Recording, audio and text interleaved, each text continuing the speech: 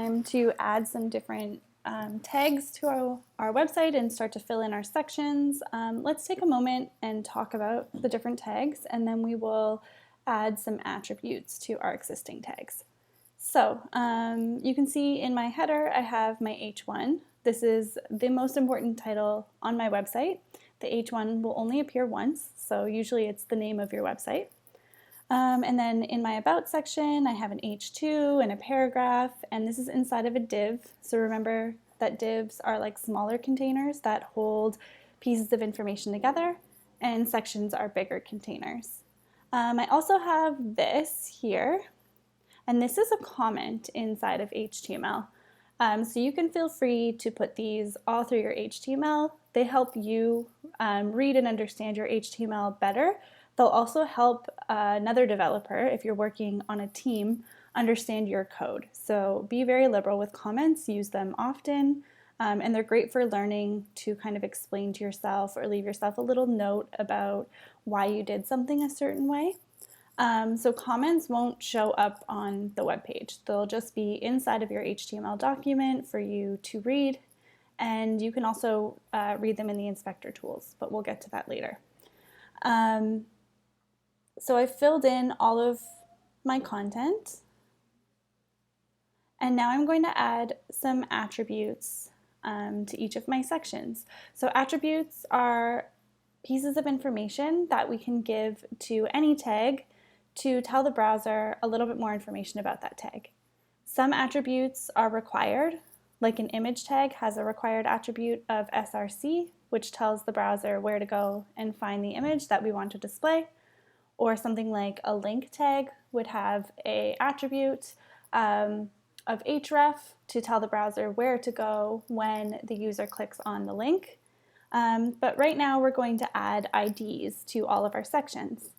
So the primary purpose of an ID is to identify a tag so that we can kind of anchor to it or link to it later on. So we can add an attribute by going inside of our opening tag right before that closing angle bracket, and we can just hit space and say ID equals, put in some quotation marks, and then we give the ID a name.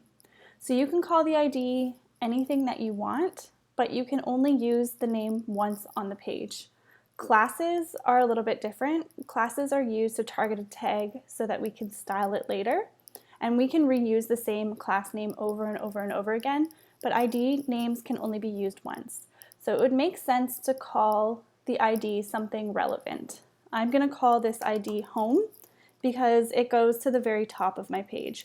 So when a user clicks on the home button in my navigation that I'm going to make later on, I want them to be able to go to the top of my page. So I'm calling this ID home. Next, I'm going to put an ID in my first section. I'm going to say ID equals and quotation marks. And this one I'm going to call About because it's the About section of my website. Next, the Skills section.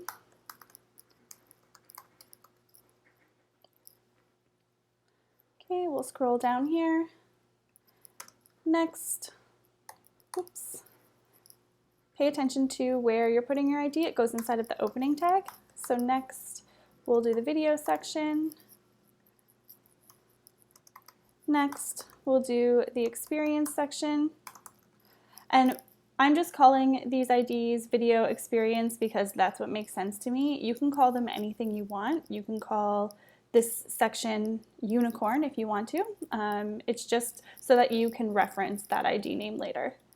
And finally, the Footer section, I'm going to give it an ID of Contact because my contact information is going inside of my Footer section. Okay, so I'm going to save that.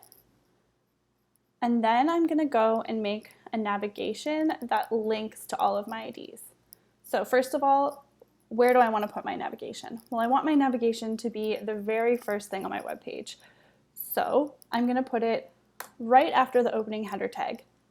So a navigation goes inside of a nav tag, and inside of the nav tag, we're going to put links inside of them. So like I said, the A link or the A tag or the A link tag has an attribute. It's required. It's called Href. And Href tells the browser where to go when you click on that link. So to call an ID, we use a hashtag and the ID name. So hashtag home calls this ID here. It's calling the ID of home. So what actually shows up on the web page is what goes in between the opening and closing A tag. So we can write the word home. Then I'm going to add another link, and now I want to call the ID in this first section. So I'm going to say hashtag about to call the ID of about, and then here I'm going to write about me. That's what I want to actually show up in my menu on the page. I'm going to save that and keep going for each ID.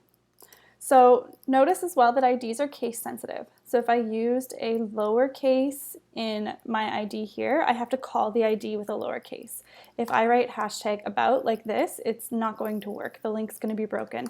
So if I'm using capitals in my IDs, I have to call the ID with a capital. If I'm only using lowercase, I'm calling my IDs with lowercase. So it's a good idea to try to stick to lowercase when you're calling or when you're naming your IDs.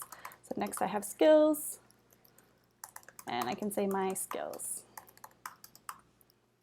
Okay, I'm going to let you try the rest on your own, but that is the purpose of IDs, and now you know a little bit more about attributes.